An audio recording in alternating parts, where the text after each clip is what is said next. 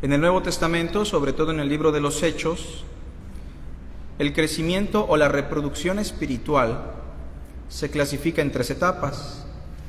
Una reproducción numérica, lo cual por la gracia de Dios se da. Posterior a la reproducción numérica, una reproducción ministerial.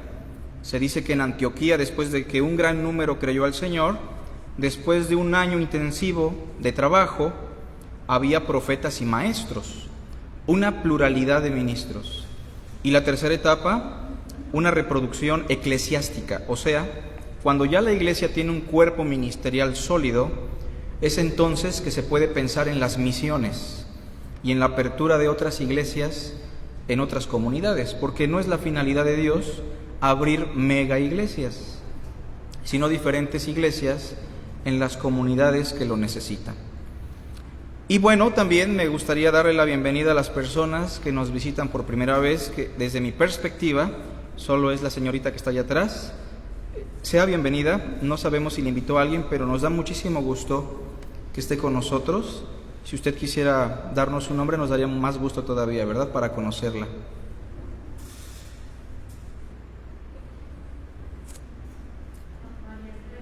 Bienvenida, Mari. ¿Le invitó a algún hermano? Gracias a Dios, ¿verdad? Esperemos que te sea de mucha bendición el mensaje de la palabra, Mari. Y bueno, lo único que promovemos aquí es el amor de Cristo, un mensaje de amor, de salvación, de perdón. Y estamos, hermanos, transitando por un ciclo de enseñanzas que versan sobre la escatología. La escatología bíblica es la materia dentro de la teología bíblica sistemática que aborda las doctrinas sobre los acontecimientos finales. Y hoy vamos a examinar un asunto particular, el asunto de el anticristo. ¿Han escuchado esa idea? ¿El anticristo? Bueno, pues hoy hablaremos sobre la idea, fíjense, sobre la idea del anticristo. Si usted está en el grupo de la iglesia, mandé un documento, el bosquejo de la enseñanza, para que me puedan seguir o lo puedan repetir en casa. Quien no está en el grupo de la iglesia, pues no le va a llegar, pero yo traté de enviárselo a algunos que no están en el grupo. Entonces hablemos sobre la idea del anticristo. Esta palabra anticristo en el griego suena igual a anticristo, anticristos. Alguien, algo que está en contra de Cristo. Y nosotros en el cristianismo moderno hemos escuchado muchas enseñanzas sobre el anticristo. De hecho, existe tanta información que deberíamos poner en tela de juicio si realmente esa información es objetiva y viene de las Sagradas Escrituras. Pero no solamente nosotros en el cristianismo moderno estamos escuchando muchas cosas sobre esta idea del anticristo. Ya desde el primer siglo, en el cristianismo apostólico, a finales de la era apostólica, todas las comunidades cristianas tenían una noción sobre este concepto de el anticristo. Y bueno, la idea del anticristo definitivamente está ligada a la doctrina de la escatología, los acontecimientos finales. Las ideas que hoy circulan son muy absurdas, son muy fantásticas. La idea de que los últimos tiempos van a iniciar en un futuro y que se va a levantar un líder mundial que va a gobernar a todo el mundo, una sola moneda, un nuevo orden, un dictador que va a hacer un pacto con Israel y que lo va a quebrantar después de 3 años y medio. Suena interesante, suena agradable, pero desde mi perspectiva es una fábula más que una porción del conocimiento divino. Y tenemos que poner en tela de juicio todas estas cosas. Así que en primer lugar, vamos a hablar sobre la idea sensacionalista, fíjense, la idea sensacionalista de un anticristo escatológico. ¿Qué significa esto de sensacionalista, hermanos? Es toda la información subjetiva que no tiene sustento, pero que atrapa a las personas. El sensacionalismo Es una corriente de información que solamente busca crear cosquilla, comezón, pero que no precisamente tiene objetividad en la palabra de Dios. Por ejemplo, ¿cuántos de ustedes no han escuchado sobre un microchip? ¿Todos? Todos. Eso es una especie de sensacionalismo. ¿Quién no ha escuchado aquí sobre un rapto secreto? Los aviones cayendo, el mundo en caos, sensacionalismo. Información teológica cristiana que no tiene un sustento sano, ortodoxo, serio en la palabra de Dios. Sin embargo, para entender la idea del anticristo, tenemos que ir a los documentos que usan el término anticristo, ¿no? Antes de examinar pasajes como la bestia de Apocalipsis, el hijo de perdición en Tesalonicenses, pues tendríamos que estudiar el concepto anticristo en los mismos documentos donde se menciona el concepto como tal, ¿o no? Pero en primer lugar, entonces, estaremos hablando de la idea sensacionalista de un anticristo escatológico, de un anticristo en los últimos tiempos. Algunos sugieren, de manera muy absurda, muy atrevidos, muy arrebatados, que el presidente de Estados Unidos, que el presidente de Rusia, que el presidente de la ONU y cosas así. Nosotros, hermanos, tenemos la palabra profética más segura y tenemos que entender que ya pasaron 2000 años de historia. No podemos ignorar esos 2000 años de historia, porque entonces estaríamos omitiendo gran parte de lo que la Escritura nos dice.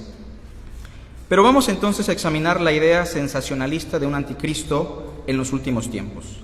Busquen la primera carta de Juan, porque es precisamente en los documentos juaninos, en los documentos del apóstol Juan, donde se menciona el concepto de un anticristo.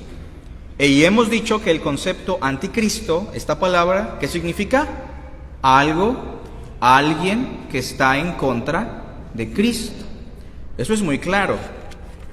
Pero quiero que noten algo en este pasaje, primera de Juan 2:18. Dice así, leo en voz alta: hijitos, ya es el último tiempo. Y según vosotros oísteis que el anticristo viene. Así ahora han surgido muchos anticristos. Por esto conocemos que es el último tiempo. Primero noten algo, hermanos, en la primera de Juan 2:18, casi al final de la Biblia, Juan da por sentada una cosa: los últimos tiempos no son una cosa futura, porque ya estamos en los últimos tiempos. Y cuando dijo Juan eso, lo dijo por ahí de la década probablemente de los 80 a los 90, del primer siglo. O sea que desde hace 2000 años, para el apóstol Juan, el mundo ya está experimentando esa etapa conocida como los últimos tiempos.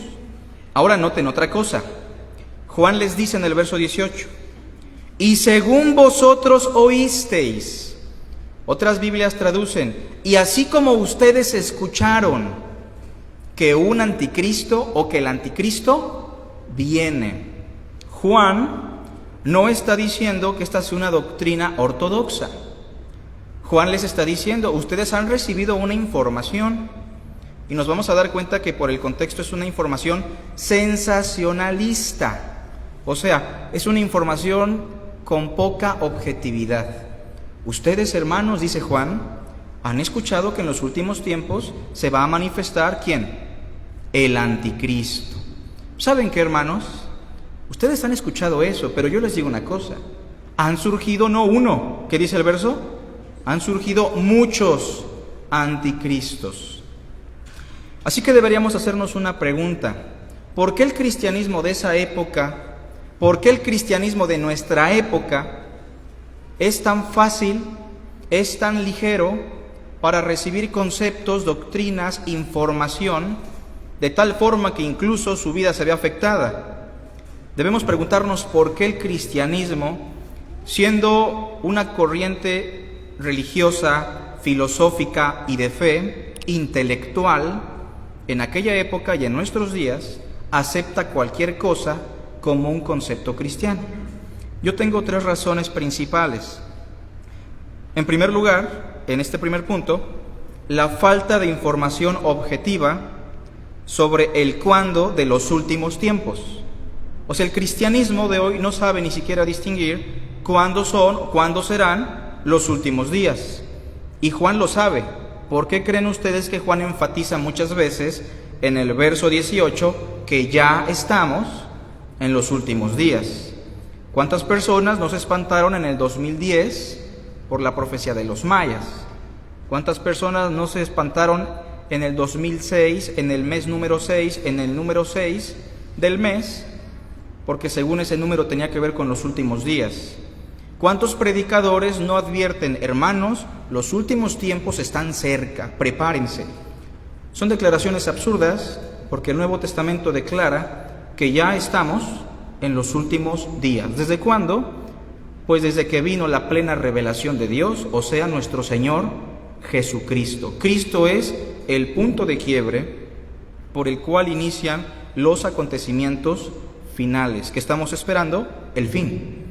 Y los últimos tiempos iniciaron desde que Cristo vino a este mundo por primera vez. Como lo dirá también el apóstol Pablo, nosotros que hemos alcanzado los fines de los siglos.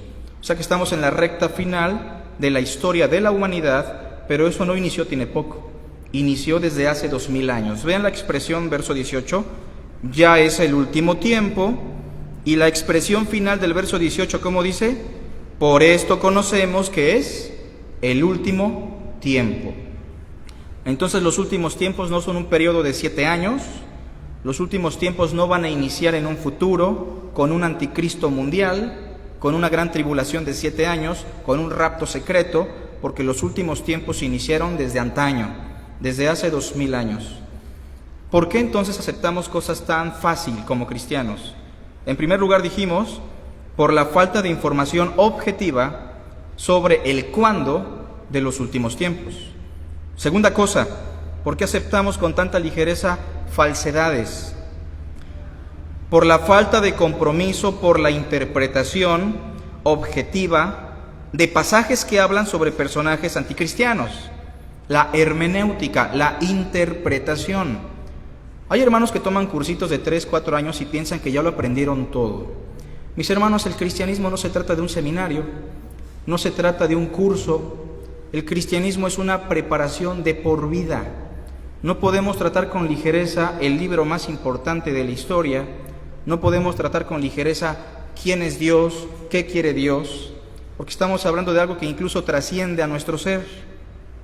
Y cuando el cristianismo no está interesado en la interpretación, y me temo que muchos ni siquiera tenemos la costumbre de leer la Biblia, pues entonces el cristianismo se ve muy afectado, y por eso se aceptan tantas cosas absurdas, insolentes, que son muy anticristianas, como esta idea universal de un anticristo que va a gobernar y que va a colocar una marca, un microchip y cosas como estas. Es inaceptable que el cristianismo, siendo la religión, uso un concepto secular, siendo la corriente de fe más importante del mundo, con el mayor intelecto, acepte hoy día cosas tan absurdas. Pero tiene que ver con eso, la falta de información y la falta de interés por interpretar las Sagradas Escrituras. Si usted es un hombre, mujer que ha creído en el Señor, usted necesita prepararse no solamente para leer, sino para poder interpretar, entendiendo primero esto, que ninguna interpretación de la Escritura, ninguna profecía de la Escritura es de interpretación privada. El pastor no es el oráculo de Dios o la persona que va a interpretarme la Biblia siempre. Claro, tiene una responsabilidad, pero cada cristiano tiene la libertad, la responsabilidad y la obligación de hacer un libre examen de las Sagradas Escrituras. Incluso usted, escuchándome en este momento, tiene que poner en tela de juicio todo lo que digo y llegando a casa tiene que examinar. Esa es la premisa de un cristiano maduro que realmente está interesado por la verdad. Y la otra razón por la cual aceptamos ideas como estas tiene que ver con la comezón de oír fábulas, la comezón de oír cuentos, fantasías. Llega una persona profesando una fe cristiana con una revista, los han visto en la calle, Y regularmente estas revistas en la portada tienen una batalla donde cae fuego del cielo, un caballo blanco y el título dice la batalla del Armagedón. Las personas que abren la puerta y reciben la revista se ven muy interesadas regularmente por este tipo de propaganda religiosa, porque el mundo tiene comezón de escuchar, la gente tiene comezón de oír. A la gente no le interesa mucho estudiar el texto. Al cristiano promedio ni siquiera le interesa leer constantemente la Biblia. Es más fácil escuchar el sermón el domingo, prender la televisión en el internet y escuchar información. Tenemos muchas veces comezón de oír. Y esa es la razón por la cual también el cristianismo acepta cosas tan absurdas como la idea de un anticristo exclusivo que gobernará el mundo. Ahora, noten un pasaje conmigo en la segunda carta a Timoteo 4, y precisamente la comezón de oír está estrechamente relacionada con los últimos tiempos. ¿Cómo es que están llenas las iglesias donde se desenfrena el culto, donde no se predica la Biblia? Bueno, la gente tiene comezón de oír. ¿Cómo es que proliferan tanto estos hombres que se proclaman como coaches de vida? La comezón de oír. ¿Cómo es que las empresas multinivel llegan a prosperar tanto? La clave está en las conferencias que dan. La gente tiene la comezón de oír. Y lo que dice la segunda carta a Timoteo 4 confirma este punto, sobre todo en el contexto de los acontecimientos finales. Segunda carta a Timoteo 4, versículo 1 en adelante, síganme por favor. Pablo le dice a Timoteo antes de partir, recordemos, ya estamos en el contexto de los últimos días: te encarezco delante de Dios y del Señor Jesucristo, que juzgará a los vivos y a los muertos en su manifestación y en su reino. Mira, Timoteo, te voy a dejar un encargo muy importante, y lo hago delante de Dios, que vendrá con su reino y va a juzgar a los vivos y a los muertos. ¿Cuál es el encargo, hermanos? Verso 2. Que prediques la palabra. Bueno, pero ¿cómo? ¿Cómo lo voy a hacer? Bueno, que instes a tiempo y afuera de tiempo. Así debes de predicar la palabra. Tienes que redarguir con la palabra. ¿Qué más? Reprender con la palabra.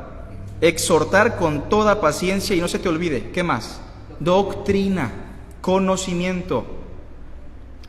3.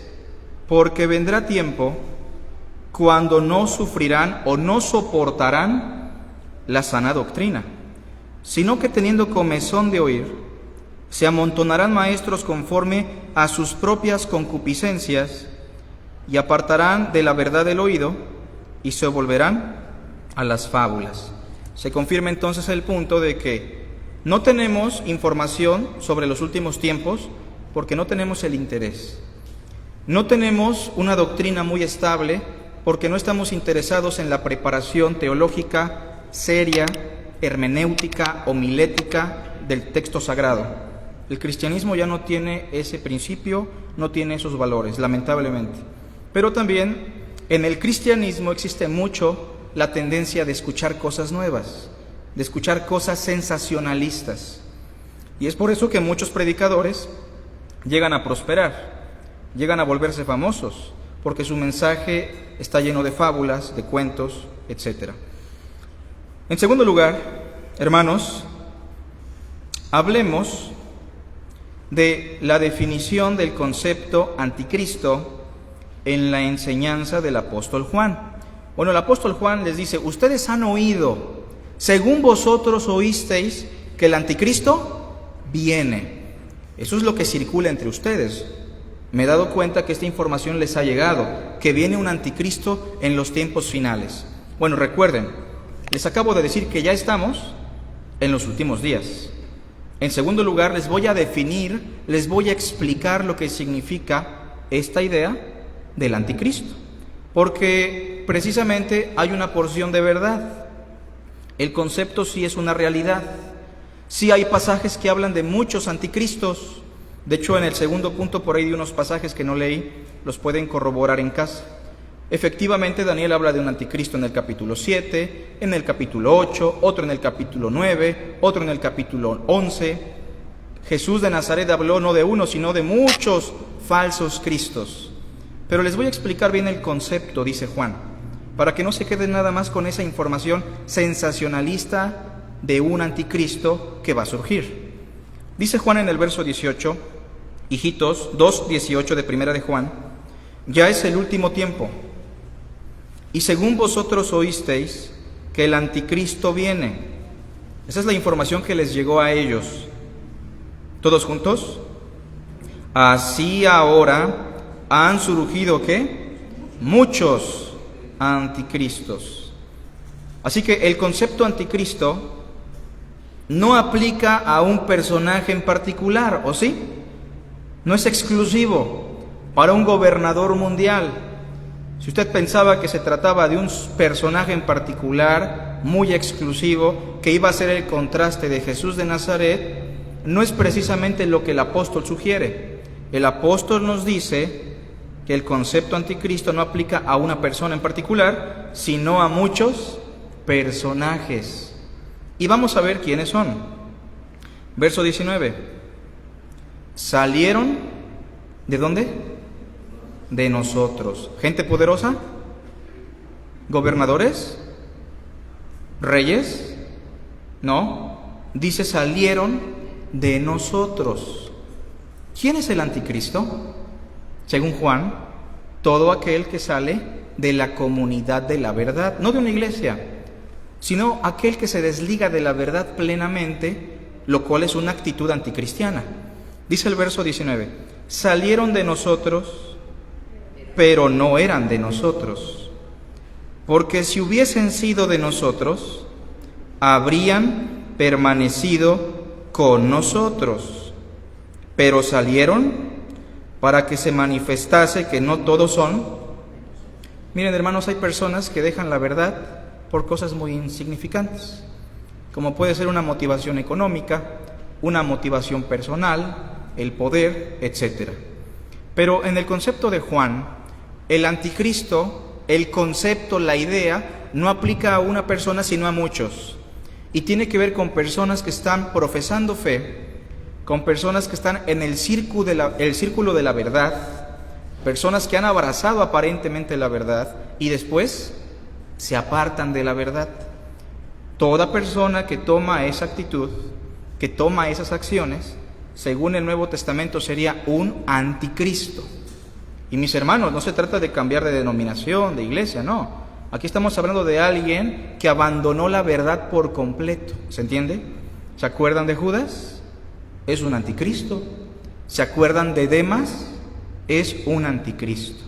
Así que el anticristo en este primer contexto tiene que ver con cualquier persona que estando dentro del círculo de la verdad, apostata de la verdad, se aparta de la verdad. Puede ser una persona de humilde condición, puede ser una persona común y corriente, tal vez ni es un gobernador, un rey, un presidente, pero es un anticristo en la concepción del apóstol Juan. Sigan leyendo conmigo, hermanos. El versículo 20, ¿lo tenemos? Dice, pero vosotros tenéis la unción del Santo y conocéis todas las cosas. Bueno, en el Nuevo Testamento, ¿quién es el ungido de Dios? Fíjense, en el Nuevo Testamento, ¿quién es el ungido de Dios? Sí, Cristo. Pero nosotros somos cristianos, lo que significa pequeños Cristos, lo que implica que nosotros también somos los ungidos de Dios. Y el verso lo confirma, porque dice el verso 20, ustedes tienen ¿qué? La unción. Y la unción simplemente es una metáfora del Espíritu de Dios. El Espíritu de Dios mora en nosotros, ¿estamos de acuerdo? Y por el Espíritu de Dios conocemos todas las cosas. Así lo prometió el Señor. Verso 21.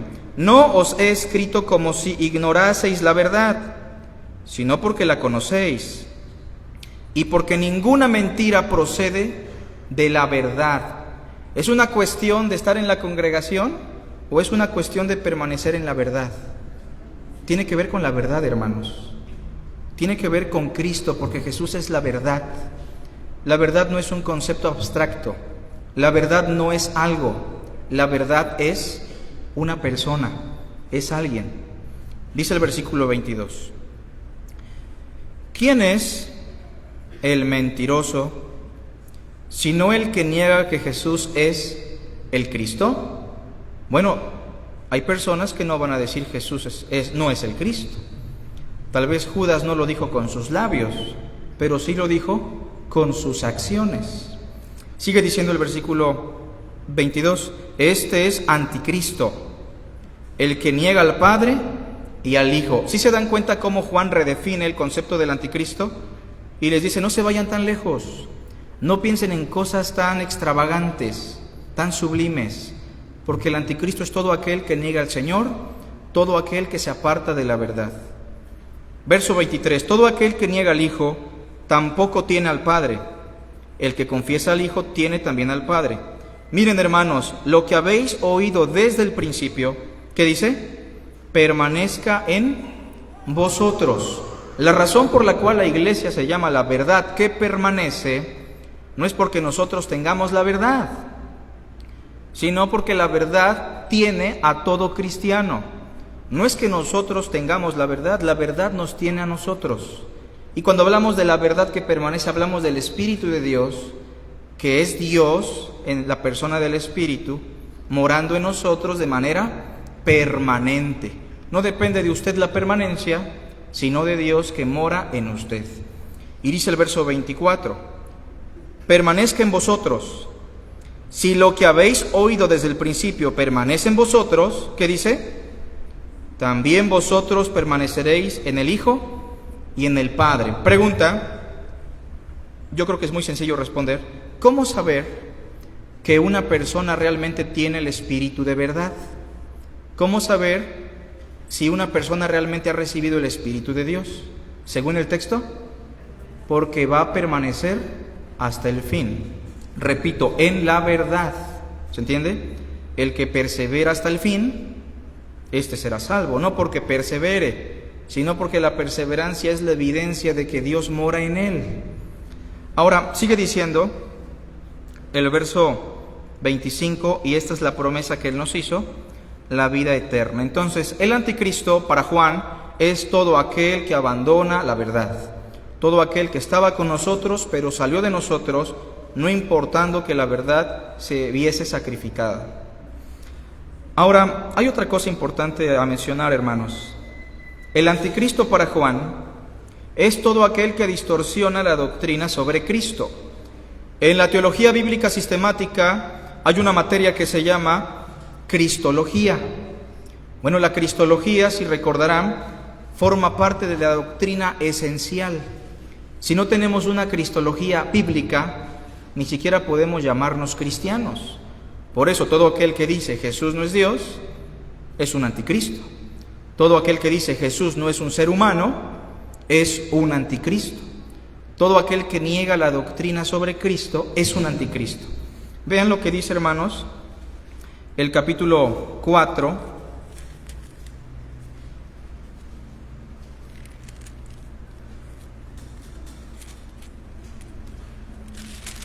versículo 1 en adelante.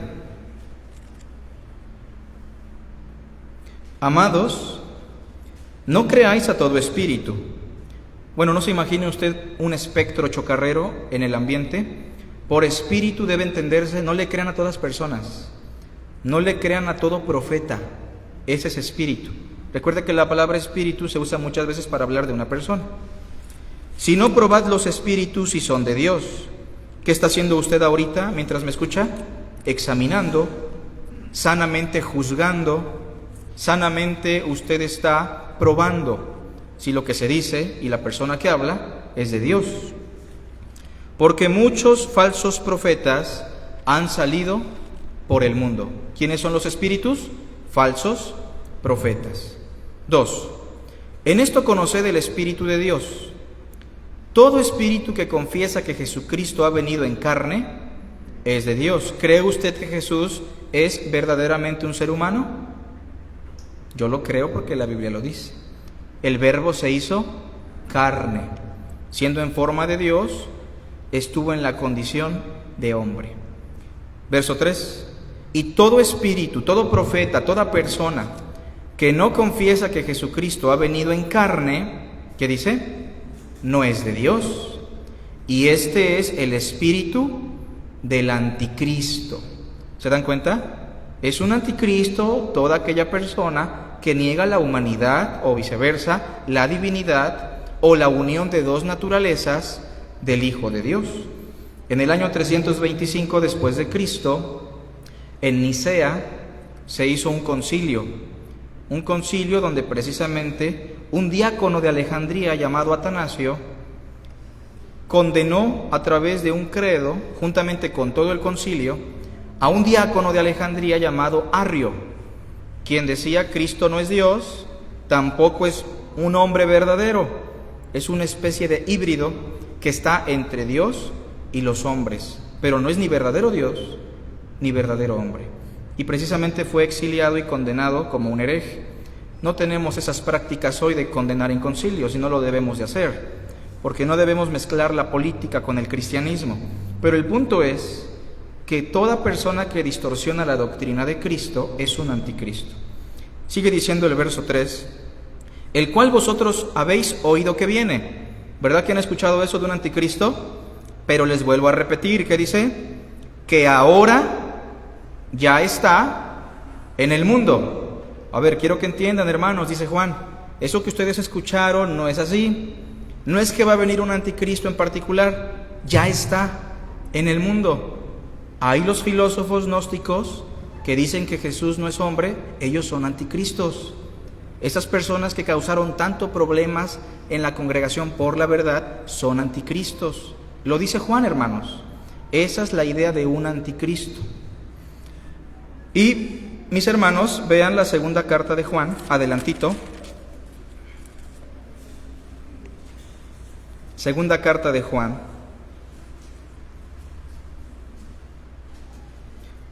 No tiene capítulos, pero vamos a dar lectura al verso 6 en adelante. Y este es el amor. Hermanos, ¿de qué se trata el cristianismo? De amor. Y juntamente con el amor, otra faceta es la verdad. Precisamente los dos conceptos que maneja Juan son estos: amor y verdad. Y este es el amor, que andemos según sus mandamientos. Ahora, ¿cuáles son esos mandamientos? En el contexto se explica, pero no es el tema. Este es el mandamiento, que andéis en amor, como vosotros habéis oído desde el principio. ¿Saben por qué, hermanos? Verso 7. Porque muchos engañadores han salido por el mundo que no confiesan que Jesucristo ha venido en carne. Ya vimos eso, ¿verdad? Quien esto hace es el engañador, ¿y quién más? Y el anticristo, ¿no? Un falso ungido, definitivamente. Un anticristo. Así que debemos entender, mis hermanos, que la idea del anticristo para Juan es muy clara. No es tan extravagante, no es tan universal, tiene que ver con el diario vivir de una comunidad que profesa fe. Yo le pregunto, ¿usted conoce anticristos entonces? Al menos los puede ver en televisión. Y si Dios lo permite, ojalá y no, toda congregación pasa por experiencias anticristianas, lamentablemente. Es necesario, dice Pablo, que entre vosotros haya disensiones para que se manifiesten quienes son aprobados. Y por último, mis hermanos, porque esta es una enseñanza introductoria para el concepto del anticristo que vamos a estar explicando los siguientes jueves, hablemos por último de el anticristo en la experiencia de la comunidad de fe. Vamos a hablar de un anticristo en el contexto de esta comunidad. No sabemos específicamente cuál es esta comunidad a la cual se dirige Juan. Hay algunas probabilidades, pero aquí tenemos un ejemplo de un anticristo que ni era poderoso, que ni gobernaba, que ni marcaba a las personas, pero que encaja muy bien en la descripción de Juan. Tercera epístola de Juan, por favor.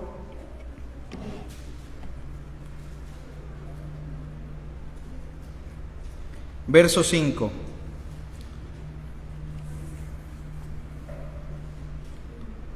Y vamos a ver un contraste, hermanos. Amado, fielmente te conduces ¿Cuándo qué? Cuando prestas algún servicio a los hermanos, especialmente a los desconocidos, los cuales han dado ante la iglesia testimonio de tu amor. Y harás bien en encaminarlos como es digno de su servicio a Dios, para que continúen su viaje, porque ellos salieron por amor del nombre de Él, sin aceptar nada de los gentiles. Nosotros pues debemos acoger a tales personas para que cooperemos con la verdad. Este Gayo, este amado hermano que sirve, ¿tiene una actitud cristiana o anticristiana? Cristiana. O sea, recordemos que ser cristiano, hermanos, radica en varias cosas, principios fundamentales: servir, amar, estar en la verdad, humillarnos, perdonar, tolerar. Recordemos eso, hermanos, lo que significa ser un discípulo de Cristo, lo que significa ser miembro de una iglesia, significa querer ser, anhelar ser como ¿quién? Como Cristo. Vean el verso 9, hermanos, y aquí está la experiencia que menciono. Yo he escrito a la iglesia, pero por ahí Diótrefes, que era un líder de esa congregación, al cual le gusta tener el primer lugar entre ellos, ¿qué dice? No nos recibe. Yo intuyo por el contexto que a este Diótrefes no le gustaba hacer muchas cositas en la iglesia, porque a él le gustaba el primer lugar. Claro, siempre y cuando yo tenga el primer lugar, estaré presente. Pero hay cosas que no son muy agradables. ¿Y qué de aquellos que venían predicando por amor del nombre, que tal vez necesitaban un lavamiento de pies? Porque en aquella época era algo común, ¿o no? Yo le pregunto, ¿usted le hubiera lavado los pies a esos misioneros? Sinceramente, tal vez yo diría que no, Pero en aquel contexto, mis hermanos, debemos recordar que el Señor nos dio ejemplo. Ejemplo les he dado para que así como yo lo he hecho, ustedes también. Pero Diótrefes no era así. Diótrefes tenía el primer lugar, o le gustaba tener el primer lugar entre ellos, y dice, no nos recibe. 10. Por esta causa, si yo fuere, recordaré las obras que hace parloteando con palabras malignas contra nosotros. Y no contento con estas cosas, no recibe a los hermanos, y a los que quieren recibirlos, se lo prohíbe y los expulsa de la iglesia. ¿Conoce usted personas así? Estamos plagados, hermanos, en el cristianismo. ¿Es un anticristo este Diótrefes? Sí lo es. ¿Tenía un gran poder económico? Tal vez no. ¿Era un gobernador, un rey? No. Pero es un anticristo desde el momento que se siente la cabeza de la congregación, desde el momento que es una persona que ama el primer lugar, desde el momento que prohíbe cosas, expulsa hermanos, como si él fuese la cabeza de la iglesia. Y debemos recordar una cosa, hermanos: en la iglesia no existe ninguna cabeza más que Cristo, y todos nosotros somos hermanos. El pastor ni siquiera es la cabeza. El pastor es un siervo que tiene la única obligación de administrar los misterios de Dios. No tiene otra obligación más que esa: cuidar, alimentar con el mensaje de las Sagradas Escrituras. Pero ¿cómo está su vida hoy? Porque este es un estudio, y tal vez usted y yo no somos un anticristo estrictamente, pero ¿mi vida cristiana realmente es cristiana?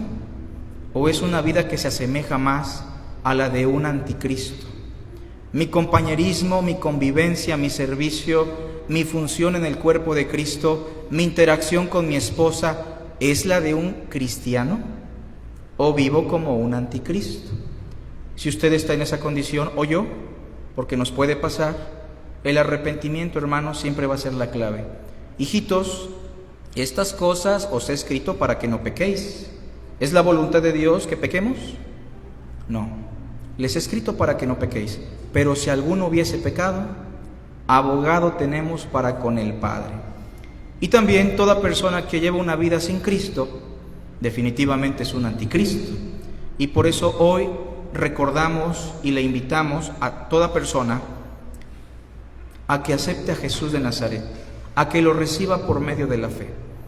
Hace 2000 años nuestro Señor vino precisamente para morir y darnos una vida eterna, una salvación gratuita por medio de la fe.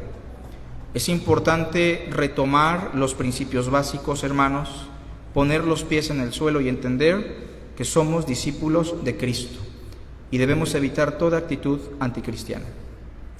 Posteriormente a esto, el próximo jueves, de manera sistemática estaremos examinando pasajes de Daniel, de Pablo, de Apocalipsis, sobre anticristos, porque si hay anticristos, Antíoco fue un anticristo, Tito fue un anticristo, Nerón fue un anticristo, Domiciano fue un anticristo, pero reiteramos, no hay uno, hay muchos anticristos. Y explicaremos estos pasajes que han sido el portal para la mala información. Hagamos una oración, hermanos. Padre, te damos las gracias por tu hermosa palabra. Bendícela, Señor, en nuestro corazón. Prospera tu pueblo, Señor. Edifícanos y ayúdanos a evitar actitudes anticristianas, aunque no es una exhortación, Padre. Sabemos que tu palabra nunca regresa vacía, Señor. Te rogamos también por aquellas personas que han apostatado de la fe, que tengas misericordia y los guíes a tus pies. Ayúdanos, Padre, a tener interés por tu verdad. Bendice las ofrendas, lo que hemos de charlar. En Cristo Jesús. Amén.